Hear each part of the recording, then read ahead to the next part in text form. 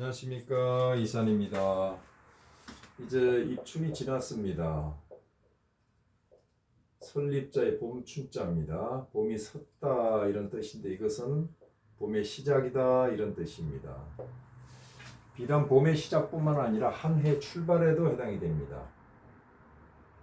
그래서 입춘을 기점으로 해서 눈에 보이지 않는 천지 기운인 이민이란 간지가 드디어 작동을 하기 시작합니다. 그래서 역에서는 이 입춘을 중요한 출발점으로 보고 역의 설날이다라고 봐도 무방합니다. 자, 그래서 우리가 입춘이 지나고 나면은 이 이민이란 올해 간지를 가지고 대한민국의 국운을 점쳐보기도 합니다. 예측해 보기도 하죠. 근데 이것이 조금 의욕스럽지 않던가요? 왜 지구촌에는 대한민국뿐만 아니라 많은 나라들이 있는데 대한민국만 이 이민이란 간지를 이용해서 특화시켜서 풀이를 하느냐 말입니다. 이것을 가지고 만약에 전 세계의 운수를 본다면 이해가 간다 이겁니다. 그런데 대한민국에 대한 풀이를 했듯이 다른 나라에도 이런 풀이가 나와야 맞지 않느냐. 이것은 바로 역학 부정론자들이 하는 날카로운 질문이다. 이런 질문을 해놓고 속으로 통쾌하면서 대답 한번 해봐라 이럽니다. 이것은 겉으로 보기는 아주 날카로운 질문인 것 같죠. 아주 현명한 질문인 것 같지만 가장 무디고 가장 우둔한 질문입니다. 이것은 상대성 이론을 몰라서 그렇습니다. 채용을 몰라서 그렇습니다. 도에는 모든 만사 만물에는 도에는 채용이 있습니다. 도유 채용입니다. 있을 유자고 채용. 도유 채용으로 끝나는 게 아니라 분명히 경고를 했습니다. 불가 하지 마라 이겁니다. 불가 2, 1 단 하나로 단정해서 논하지 말아라.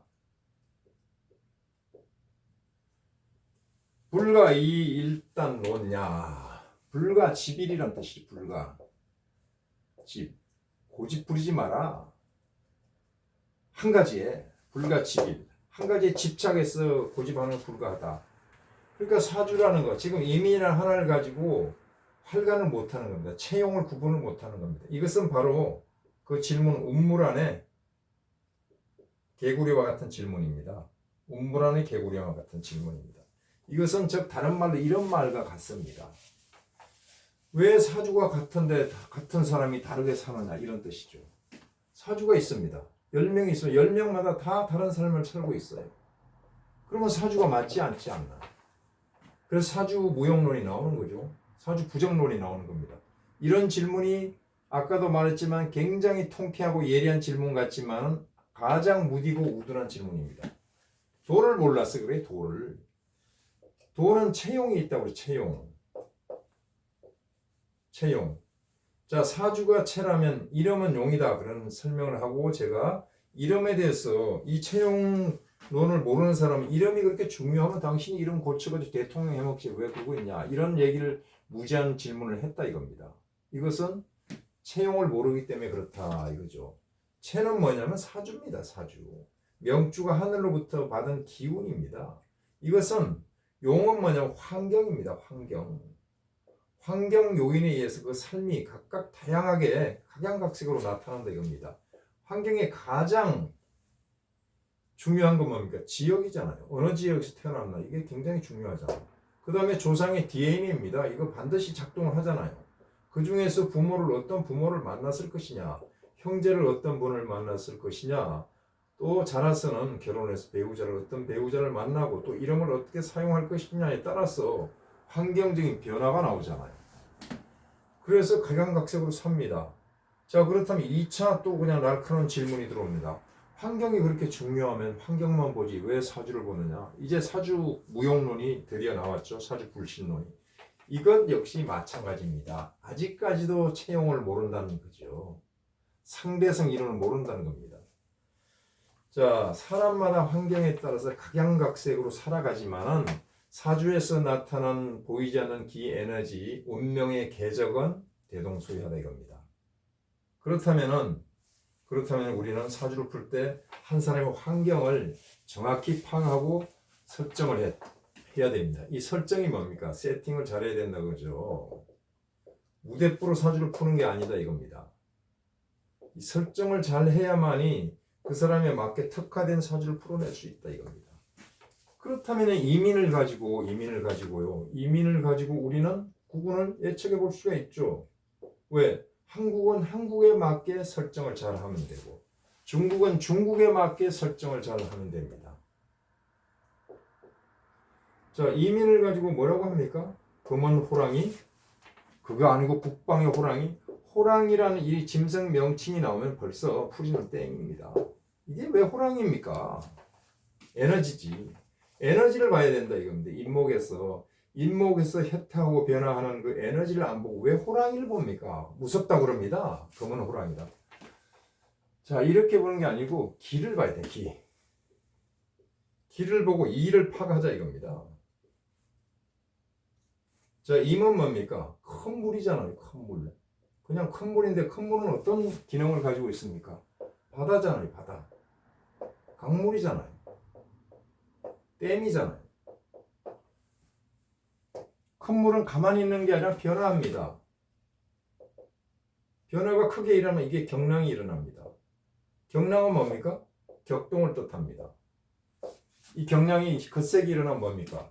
큰 파도가 일어나죠. 해일이 일어난다는 뜻입니다. 자, 올해는 해일이 많이 조심해야 될 그런 해다.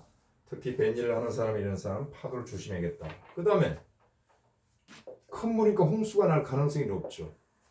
또 뭡니까? 이것은 댐이 붕괴될 수 있다 이겁니다. 이런 것을 예측해 볼 수가 있죠. 전에 한강 뚝방이 고양시가 붕괴된 적이 있잖아요. 이런 것을 우리가 이것을 보고 예측해 볼 수가 있다. 이것은 북방이니까 또 뭡니까? 빙하가 많이 녹을 수 있다. 그러면 해수면 상승이 온다.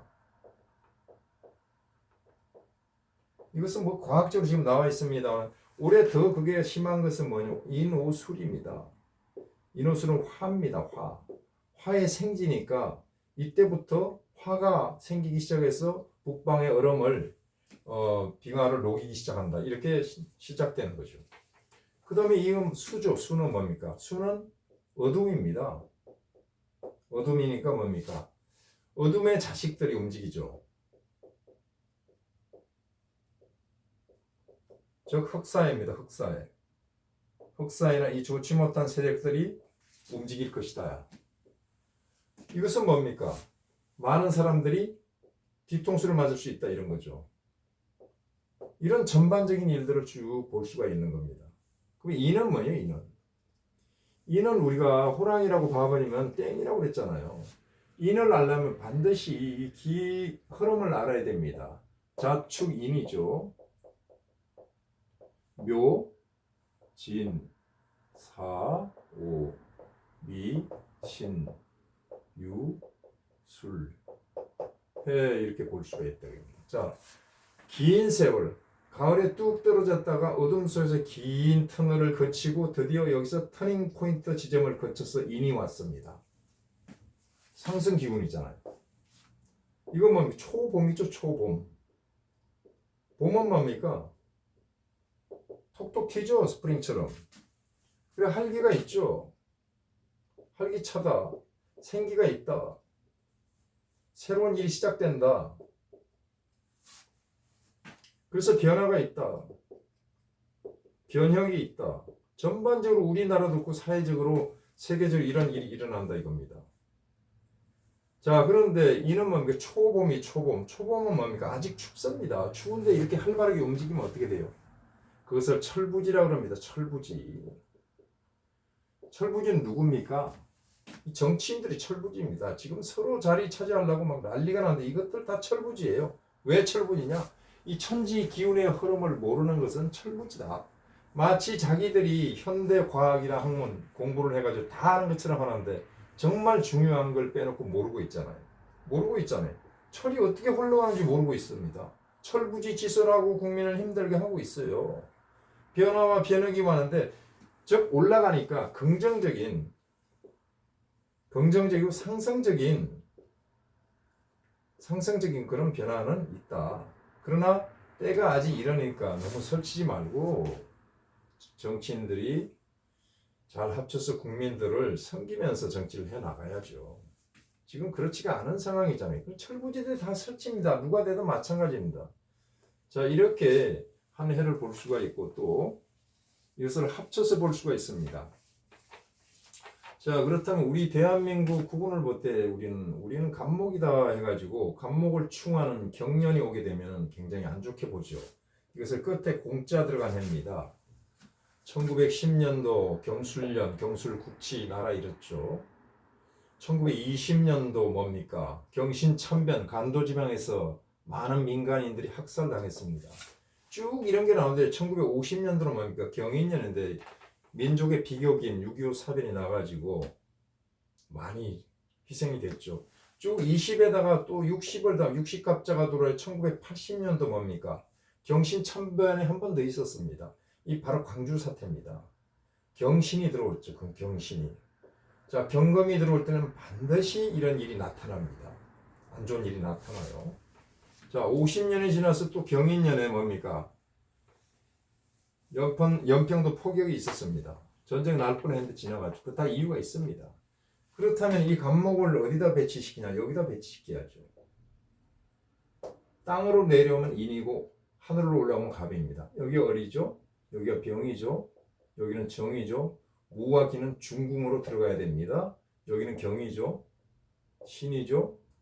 임이죠. 개다 이겁니다. 계속 올해부터 상승세로 달릴 그런 부분이 있다 이렇게 봐야죠. 그런데 병년이 들어가지 않은 병자년에는 왜 병자호란이 생겼습니까? 정유년에는 왜 정유재란이 있었을까요? 을미년에는 왜 을미사변이 있었어요? 임진왜란은 왜 임진왜란이 있었어요? 자, 이런 것들을 우리가 갑신년에는 왜 갑신정변이 또 있었냐 이겁니다. 천간에 있는 간목만 따지게 되면은 전혀 다치지 않잖아요. 경금이 아닌데 무슨 목생아 같은 목, 수생목 같은 목인데 왜 문제가 생기냐 이겁니다. 이것이 바로 이것을 통째로 봐야 된다는 거죠. 인을 보고요. 축을 보고 이 대한민국의 어떤 사주는 이건 사주가 아니라 이건 뭐라고 그래? 일주 삼자네요. 이것을 보고 봐야 됩니다. 자, 병자는 어떻게 될까요? 이 자축 합으로 묶어놓고 자수가 임목을 생애 중에 임목이 동했습니다. 그래서 기토를 극합니다. 기토는 재입니다. 재는 뭡니까? 현실적인 문제인데 이것은 민초들이 엄청 힘들었을 것이다. 이걸 말하는 거죠. 유가 들으면 어떻게 됩니까? 유축 금이 돼가지고 금이 동해서 임목을 칩니다. 원진으로 치니까 임목이 무너지면 여기도 흔들립니다. 그래서 이런 일이 나타났죠. 자, 을미년에는 전혀 문제가 없습니다. 구태여 억지로 갖다 붙인다면 을목이 와서 간목을 칭칭 갖고 괴롭혔다? 자, 지지로 보면 충이 왔잖아요. 분명히 재성이 깨지고 있죠. 이것은 뭡니까? 민초들의 어려움이 있다. 그 다음에 임진년에 마찬가지입니다. 축진 8호대로 임묘지 목이 돼가 여기를 때리니까 재성이 또 깨졌으니까 뭡니까? 민초들의 아픔은 삶은 아주 그냥 뼈골이 아플 정도로 힘들었을 것이다. 이걸 읽을 수 있죠. 갑신년은 뭡니까? 그대로 와서 지지로 같은 갑인데 괜찮잖아요. 인신충하면서 때렸으니까. 그리고 이 축토는 뭡니까? 신금의 원조 세력이니까 임목이 흔들리니까 간목도 흔들린다. 그런데 간목이 그대로 나타나서 큰 문제는 없을 것이다. 이렇게 볼 수가 있단 말이에요. 그렇다면 경인년이 아니라 간목만 넣고 구분을 통변을 하게 되면 많이 맞아야 50%입니다. 근데 축인까지 보게 되면 뭡니까? 프로테지를 확 올릴 수 있는 거죠. 지금 거의 다들 이렇게 통변을 하고 있습니다. 이것을 조금 고쳐서 이런 관점에서 통변을 해보면 많은 것을 다 알아낼 수가 있습니다. 자, 그러면은 보자. 이민년은 또 뭡니까? 더 자세하게 들어가 보자 이겁니다. 여기는 뭡니까? 간방입니다. 간방. 동북 간방인데 간목이 출발점이니까 인류문화는 동북 간방인 우리나라에서 시작된 겁니다. 이건 산을 뜻합니다. 올해 뭡니까? 산과 관련된 그런 사건들이 많이 납니다. 산사태, 산불, 산이 무너지면 뭡니까? 지진 이런 건데 자, 여기를 보게 되면 무토가 하나 있죠. 그죠? 무토가 있고 병화가 있습니다. 간목이 있죠. 지중해. 이것은 뭡니까? 산입니다. 산. 이것은 병하는 불입니다. 이 간목은 뭡니까? 나무로 보면 안 됩니다. 상승의 에너지 기운입니다. 올라가는 상자, 윗상자를 쓰면 됩니다. 자, 그렇다면 이것을 가지고 우리가 그림을 그린다면 이런 산을 하나 그리면 됩니다. 산을 그리는데 산에 반드시 이 임수의 물이 담겨 있어야 됩니다. 그 다음에 병화가 있죠. 그 다음에 간목이 있습니다. 병화는 불이라고 그랬죠. 여기는 물이라고 그랬죠. 여기는 뭡니까? 상승 기류라고 그랬죠. 물이 불을 건드리니까 충돌을 해서 효과가 나타나서 여기가 폭발을 합니다. 폭발을 한과 동시에 상승 기류를 타고 솟구치니까 뭡니까? 이건 뭡니까? 바로 화산 폭발을 뜻하는 겁니다. 화산 폭발이 있다. 특히 물이 담겨 있는 화산이가 백두산이나 후지산처럼 많은 물이 담겨져 있는 울릉도 화산처럼 이런 것들이 분화될 가능성이 높다. 이것을 볼 수가 있고요. 자, 그러면 임은 뭐냐면 이 뭡니까? 큰 바다 밑에 있는 그런 산이나 섬이니까 큰 바다에 육지가 떠 있으면 산이 있으면 이게 섬이잖아요. 그 섬나라가 특히 화산 폭발이 있을 것이다. 일본부터 해가지고 등등 태평양에 있는 그 섬나라들에서 화산 폭발이 잦게 난다. 그 다음에 뭡니까? 이것은 뭡니까? 큰 물 밑에 산이 있으니까 해저 화산 폭발도 우리가 예측해 볼 수가 있습니다. 자, 화산 폭발이 일어나면 뭐가 생깁니까? 지진이 생깁니다. 그 다음에 또 뭐가 생겨요? 해일이 생기겠죠, 당연히. 이런 것들을 점쳐 볼 수 있고, 자, 이것은 산에서 불이 있으니까 산불도 예측해 볼 수가 있고요. 이 간목은 상승 기류인데 화산뿐만 아니라 하늘로 올라가니까 미사일 발사를 우리는 또 예측해 볼 수 있습니다. 이 자전 미사일 발사가 있겠다, 이것을 알 수가 있죠. 자, 그 다음에 이 상승 기류는 뭡니까? 자꾸 높이 올라가려는, 성천하려는, 높은 자리를 차지하려는 바로 대권 쟁탈이 있는 그것을 나타내고 있죠. 자, 이런 전반적인 것을 알 수가 있습니다. 산에서 불이 있으면 산불이다. 산불 조심해라.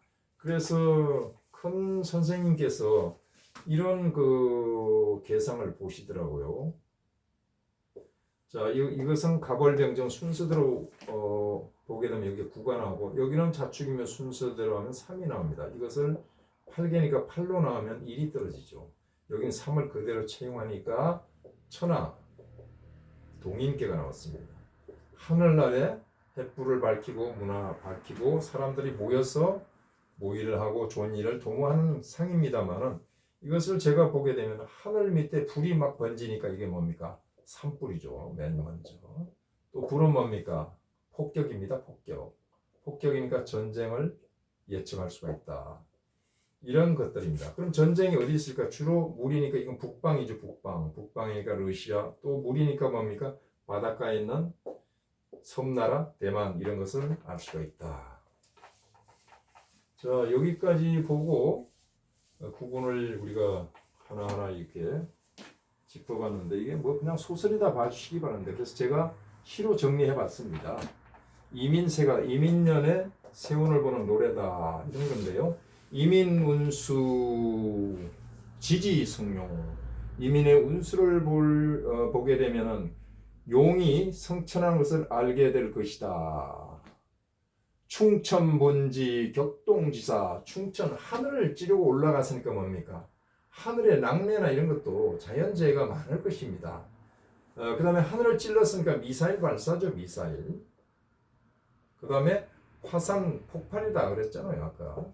그것을 간추려 놓습니다. 분지, 땅을 달린다. 땅을 달리니까 땅에 일이 생기니까 뭡니까?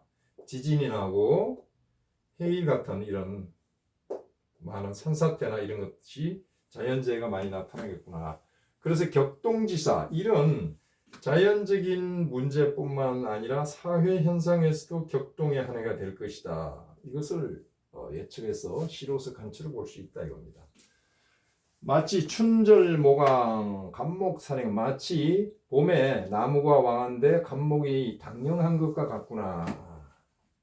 그래서 간목은 뭡니까? 참천의 기세가 있죠. 하늘을 찌릅니다. 수 참천세, 비록 하늘을 찌르는 기세가 있으나 간무이빌. 갑이 무. 하나도 없구나. 서 있는 감목이 하나도 없구나. 미사일을 발사를 해야 되는데 선제 타격을 받든지 제재를 받아서 다 누워있다 이겁니다. 만국세인, 만국의 세상 사람들이여 무시무시 보이지 않느냐 보이지 않느냐 두 번 강조했으니까 정말 보이지 않느냐 이런 뜻입니다.